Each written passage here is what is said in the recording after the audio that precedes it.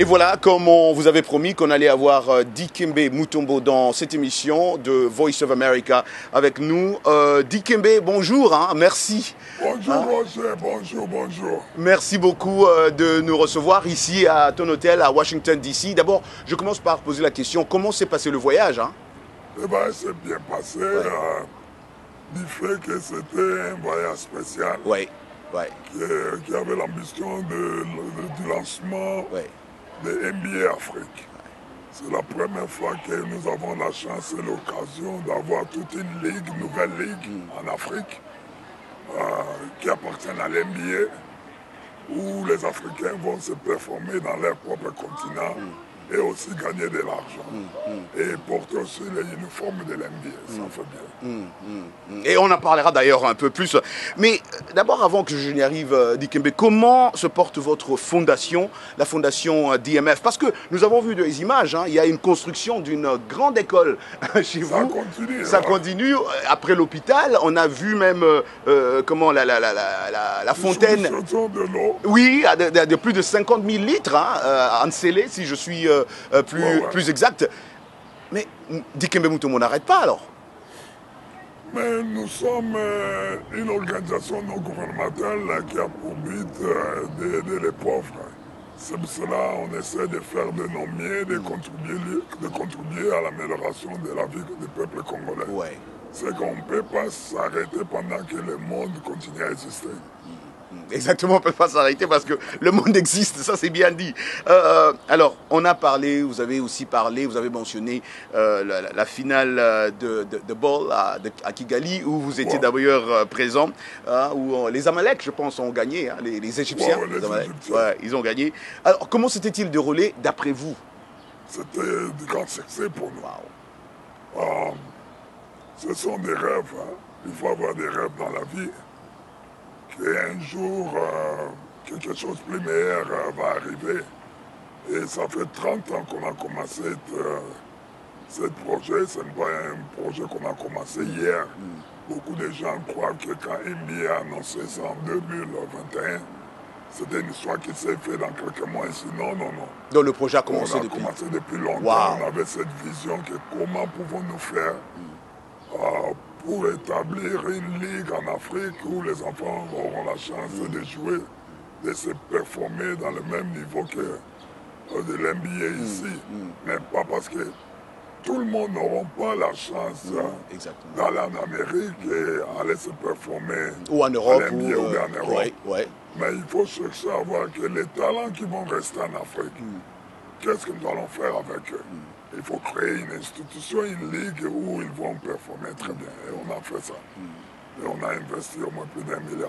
Ça très bien. Et du coup, pensez-vous que cette, The Ball a une longue vie et ça pourra continuer, vous pensez? Malgré les challenges ou les difficultés. Avoir des matchs, être distribués et télévisés en moins de plus de 245 pays, ça montre que l'avenir est très bon comme elle est en train de penser. Et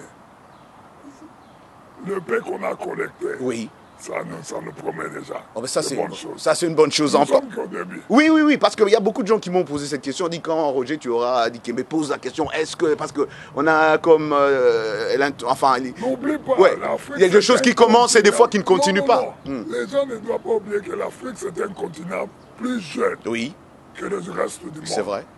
C'est un continent qui a au moins plus de 750 millions de jeunes en dessous de 24 ans.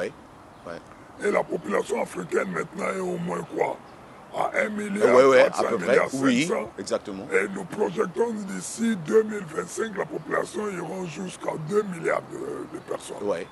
Bon, qu'est-ce que nous allons faire avec tous ces jeunes-là qui vont c'est ça la question, est-ce que l'Afrique est préparée? L'Afrique de demain. Qu'est-ce que nous sommes en train de préparer pour eux?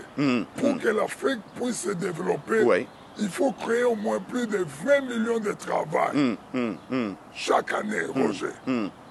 Pour que l'Afrique ne soit pas déstabilisée avec des gangsters, des guerres, tout ça. Et vous pensez qu'une chose pareille... Nous aurons des problèmes en Afrique. Ah bon? Et j'en suis sûr que je suis très fier de me retrouver devant vous aujourd'hui étant l'un des investisseurs pas africains, des investisseurs en Afrique qui essaient un peu de casser cette ligne-là où les jeunes Africains auront la chance de travailler dans leur propre continent, de traverser l'océan ou bien traverser la mer Méditerranée pour aller en Europe.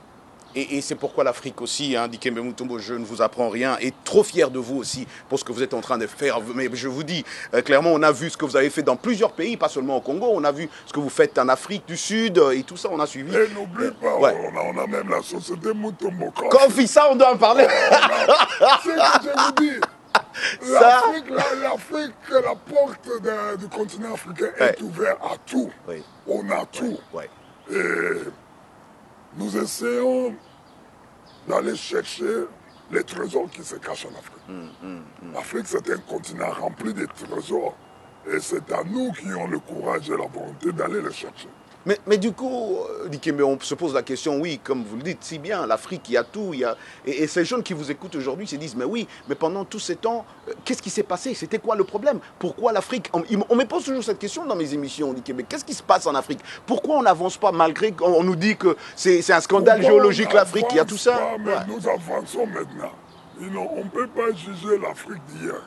Il faut juger l'Afrique d'aujourd'hui et l'Afrique de demain. Et on nous apprend que pour avancer dans la vie, il faut regarder l'histoire. Ouais, nous regardons l'histoire. On sait ce que l'histoire nous apprend. Mais il faut regarder aussi aujourd'hui. Il faut regarder demain. Alors aujourd'hui, comme nous parlons là, on sait qu'on a déjà toute une ligue en Afrique du basket.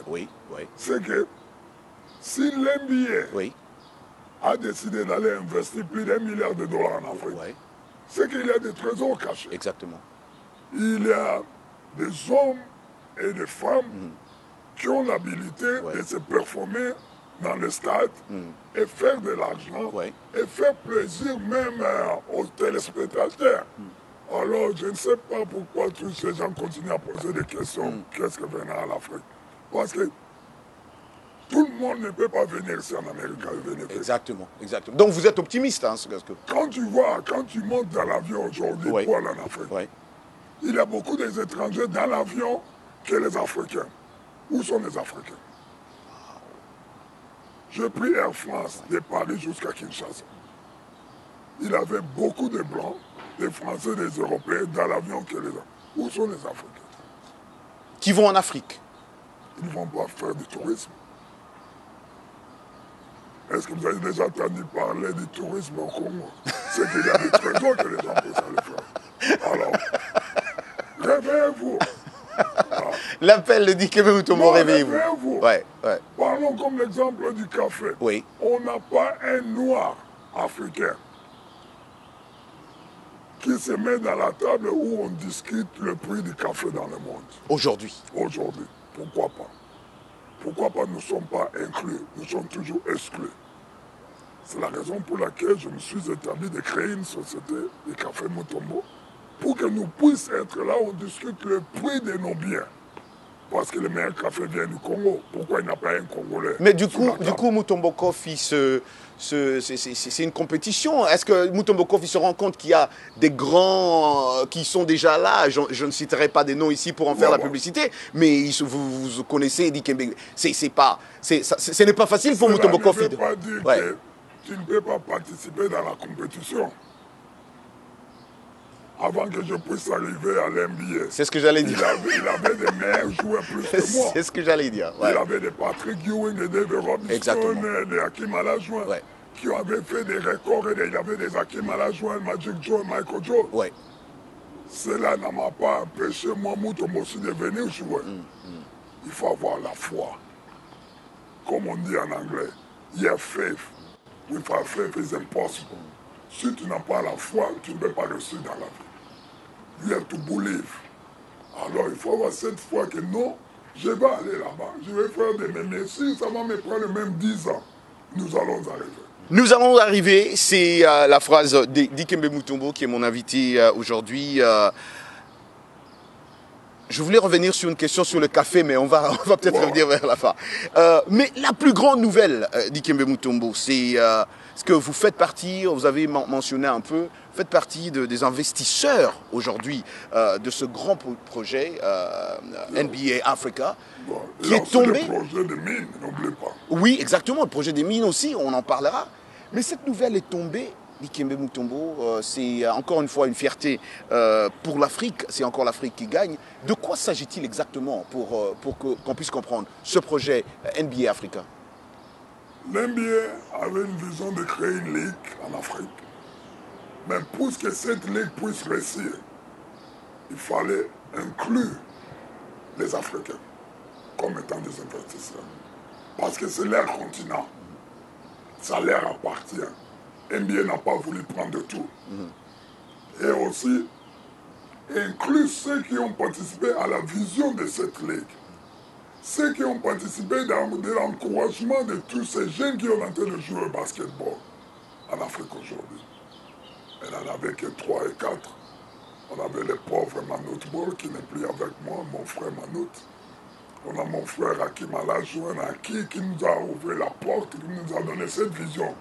Que tous les Africains peuvent se croire qu'un jour on peut jouer à l'NBA. On a Louaden, on a Serge Baka, on a Biombo, il y a encore beaucoup de jeunes. Et là, cette année même, nous aurons le petit Congolais Jonathan, qui sera parmi les meilleurs d'être choisi dans le draft de l'NBA. C'est que l'avenir est très bon pour les enfants africains. Et l'NBA a voulu que les 3 meilleurs, les 3 premiers Africains soient inclus. Parce que c'est grâce à eux, beaucoup de jeunes ont suivi ce chemin. Et je suis fier aujourd'hui du fait que l'NBA m'a inclus parmi des investisseurs. Qu'est-ce que ça vous fait personnellement quand ils vous ont inclus comme ça, qu'est-ce que ça vous fait vous personnellement? Vous devez être fier d'Ikembe de ce que vous avez quand même. Je suis très fier. Et ça montre que du respect que les autres en ont envers moi. Et l'amour aussi, du fait que j'ai beaucoup contribué au continent d'Afrique, j'ai beaucoup contribué à l'amélioration de la jeunesse africaine, et j'ai beaucoup contribué aussi pour l'avenir de nos jeunes. Et je les ai donné beaucoup d'espoir que l'Afrique de demain sera une Afrique de plus meilleure que l'Afrique d'aujourd'hui. Vous restez vraiment attaché à ce continent-là. En tout cas, parlons maintenant des investissements, des mines. De quoi s'agit-il? Parce que je ne sais pas si vous avez suivi sur les réseaux sociaux. Tout le monde s'est dit, mais Roger, qu'est-ce que Dikembe fait dans les mines maintenant? C'est quoi exactement? Il y a eu une polémique, il y a des gens qui polémiquent. Mais au début, là, avant de commencer, Roger, nous avons dit que l'Afrique, c'est un continent rempli de trésors. Oui, exactement. Un scandale géologique, comme on l'apprenait. Il y a tout sur le plan agriculture, sur le plan sportif, sur le plan minier, il y a tout. Même les compagnies aériennes, il y a tout. La porte est ouverte. Mais on n'est pas représenté. On n'est pas représenté. Et quand vous dites représenté au milieu international, c'est ça? Dans le milieu international? Même au milieu africain, même tu parles. Disons par exemple. Vous partez aujourd'hui à Kinshasa. La plupart des hôpitaux privés ne sont pas des hôpitaux congolais, ça appartient aux étrangers. Pourquoi pas des Congolais? Beaucoup des meilleures écoles, même au Congo, sont des écoles faites par l'argent des étrangers. Pourquoi pas il n'y a pas un Congolais? Pourquoi il n'y a pas des Africains? Pendant que l'Afrique possède 70% des réserves du cobalt et du cuivre. Si c'est 65% des réserves du diamant, 75% des réserves du platon, je continue à citer. Mais qui vendent ce produit-là sont des étrangers. Quelles sont des compagnies qui substraitent tous ces minéraux et amènent ça à l'étranger? Ce sont les étrangers. Pourquoi pas nous? Et c'est la raison pour laquelle j'ai créé toute une force là, capitale, de collecter au moins 1,7 milliard et pour aller investir dans mon pays et créer du travail. Et c'est ce qu'on est en train de faire, de travailler avec le gouvernement congolais, afin que nous soyons, comme on avait dit, nous soyons représentés à la table. La dernière fois les Africains étaient à la table, c'était pendant la table ronde. Pendant la table ronde, les Africains étaient là. Les Congolais étaient là Et pour après, discuter de leur avenir. On n'a jamais été encore invité à la table ronde. Et le moment est venu de se retrouver dans la table ronde. Où les prix de nos biens sont discutés. Un Africain ne connaît pas combien coûte son café à l'étranger. Un Africain ne connaît pas combien coûte même le prix de cacao à l'étranger. Les Congolais ne connaissent pas combien coûte même le prix de cuivre à l'étranger. On ne sait pas. Parce qu'on nous paye 200 $ par mois pour travailler. C'est tout ce qu'on connaît. Travailler ici. Mais c'est votre sol qu'on est en train de faire sortir. Waouh, ça c'est un Dikembe complètement différent qui réveille maintenant la jeunesse africaine. Qui réveille cette jeunesse. Comme le vieux Tshisekedi avait dit, prenez-vous en charge. N'oublie pas. Non, tu vois, on a eu des vieux qui sont venus avant nous. Les Mandela, les Tshisekedi, les Lumumba, les autres là. Ils savaient. Ils ont fait de leur mieux de réveiller la jeunesse de demain. Prenez-vous en charge. Le moment est venu. C'est à nous maintenant, les Africains, les descendants africains, de se retrouver à la table. À la table. Tout ce qui peut se passer sur notre continent, on doit être dedans. On doit être parmi les bénéficiaires. C'est ce que j'essaie de lancer comme message. Et vous pensez qu'avec tout ce que vous venez de dire, Dikembe Mutombo, que votre gouvernement vous aide parce que apparemment il y a eu un appel par le gouvernement Tshisekedi des Congolais de la diaspora de venir au pays pour investir. Et est-ce que vous pensez que ce moment est propice avec ce gouvernement actuel? Est-ce qu'il vous facilite la tâche ou il facilite la tâche à tous les autres Moi, je viens de là. Ouais. Il n'a pas même 24 heures que je suis rentré du pays. On parle avec vous aujourd'hui. Il a presque 12 heures de temps depuis que j'ai descendu dans l'avion. Je crois l'appel est là, l'offre est là. Même ceux qui ne sont pas nés au Congo, mais ceux qui ont le sang congolais, le moment est venu de venir mettre quelque chose, même un petit brique au pays. Dire que je suis rentré à la source. Je voulais contribuer à l'avenir de la population ou bien du village d'où viennent mes parents ou bien mes arrière-parents. Là où je suis allé en Bushma et aller construire l'école, je n'ai jamais été là dans ma vie. J'aurai 55 ans aujourd'hui. Je n'ai jamais été en Bushma. Mais pourquoi je suis allé à la source? Pas seulement là où vient mon papa Samola Mutombo, mais là où vient mon grand-père Kambasi, là mon arrière-grand-père Ngandou Kazel. Je suis allé à la source, voir comment est la souffrance de mes peuples, de mes frères qui sont restés là-bas au fond. Comment est leur vie? Et je me suis demandé, qu'est-ce que nous, ma famille, la famille Mutombo, ici en Amérique, pouvons amener, d'améliorer un peu, parce qu'on ne peut pas améliorer tout. C'est impossible. D'améliorer un peu leur vie. Et je vis que l'éducation sera le numéro 1. Parce qu'on dit que l'éducation sera priorité. Oui. Parce que l'éducation a le pouvoir de changer le monde. L'éducation, c'est comme des armes que vous donnez aux enfants. C'est la clé. C'est la clé. C'est vraiment la clé. On a vu ce qui s'est passé avec vous ensemble. Vous étiez peut-être dans le coin, aux environs, à Goma. L'éruption volcanique. Quel message vous avez pour tous vos fans, tous vos frères et sœurs à Goma? Pour le moment, je voulais dire à nos fanatiques, tous ceux qui nous suivent, que le Congo est touché par cette rupture volcanique qui est en train de lancer des gaz toxiques à la population congolaise. Et nous prions beaucoup pour nos frères et sœurs qui sont pas pieds dans cette côté de l'Est. Et même la Fondation Mutombo, nous sommes en train de calculer qu'est-ce qu'on pouvait leur emporter comme soutien. Parce qu'il a eu déjà l'appel du gouvernement. Oui, exactement. À tous ceux qui ont quelque chose. Oui, on a vu l'appel du président. Le président appelle à tout le monde qui ont quelque chose de faire ce qu'il peut faire pour nos frères et sœurs. Parce qu'il a un proverbe. Il n'y a pas un proverbe, il y a un docteur africain qui vient de Namibie, une fois pendant la conférence du Sud en Afrique du Sud, il avait dit que s'il y a un problème, effectivement, une partie de la société, ça devient le problème pour nous tous. Donc ça affecte tout le monde, quoi. Alors, l'Afrique est touchée, le Congo est touché. Ce n'est pas seulement le problème du Congo aujourd'hui. Le Congo, c'est le problème de tout le monde. Et nous serons là. Dès que l'aéroport est ouvert, je vais faire des meilleurs. Oh non, prenez votre temps, prenez votre temps. Et temps de prendre le café. Ouais.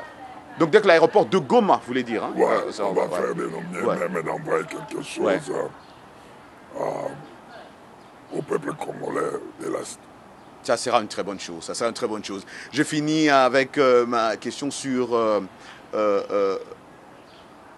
la progéniture d'Ikembe Mutombo, le fils Mutombo qu'on a vu, votre fils qui, hein, tout le monde en parle. Est-ce que c'est le...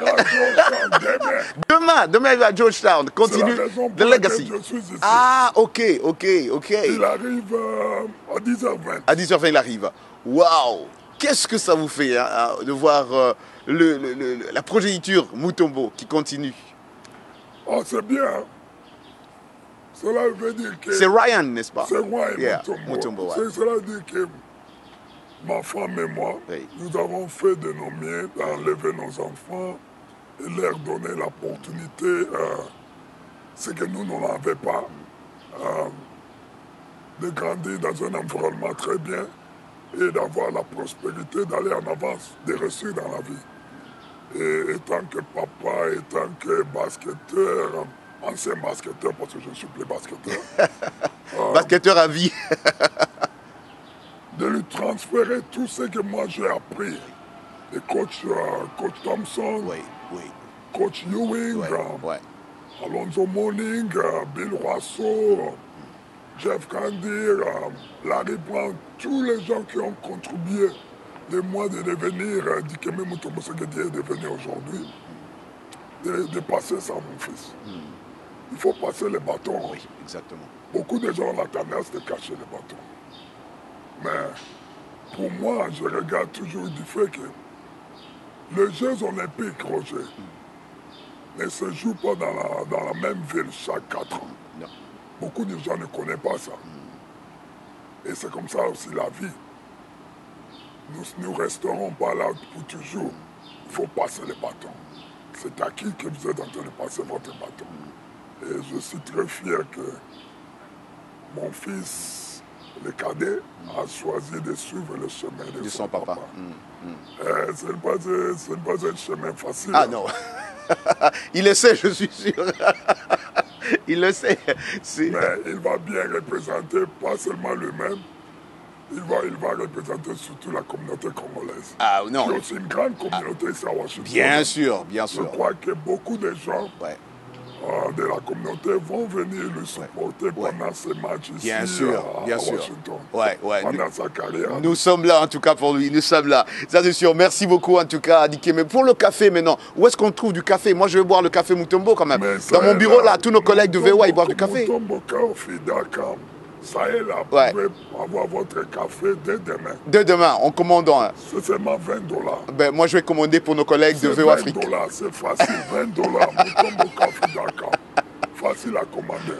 Dikembe. Et supporter parce que tout ce que nous gagnons de notre café, nous supportons des femmes fermières qui sont dans l'est du pays. Okay. Parce que c'est de là où vient aussi votre café, n'est-ce pas? Ça vient de Virunga. Waouh, le bon café, comme on dit. Les meilleurs cafés, pas seulement le monde, le meilleur café. Waouh. Impatient de prendre. Le moment est venu d'avancer le Congo sur tous les plans. Sur tous les plans. Sur tous les plans. On est les meilleurs partout. Meilleurs bloqueurs. Meilleurs pilotes. Meilleurs savants. Meilleurs boxeurs. Meilleurs footballeurs. On parle toujours de Congolais. L'avenir nous promet même.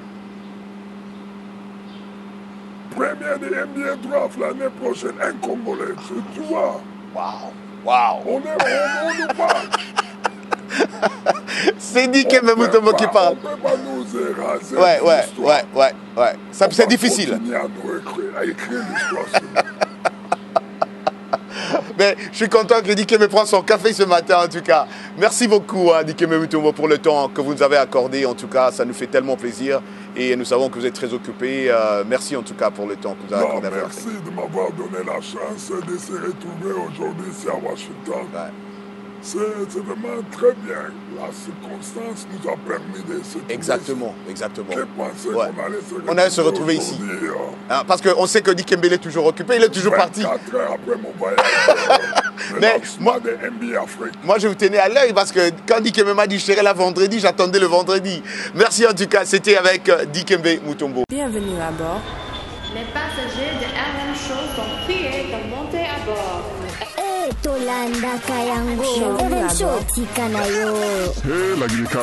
Salut les amis, ici Roger Moutou de VOA Afrique, chaque soir à 20h temps universel. Pourquoi? Venez voir avec moi. Au programme de la bonne musique. Des sujets débats socioculturels. L'interaction avec nos auditeurs en Afrique et partout dans le monde. RM Show, c'est notre communauté. RM Show, c'est chaque soir à 20h temps universel sur VOA Afrique. Peace Africa!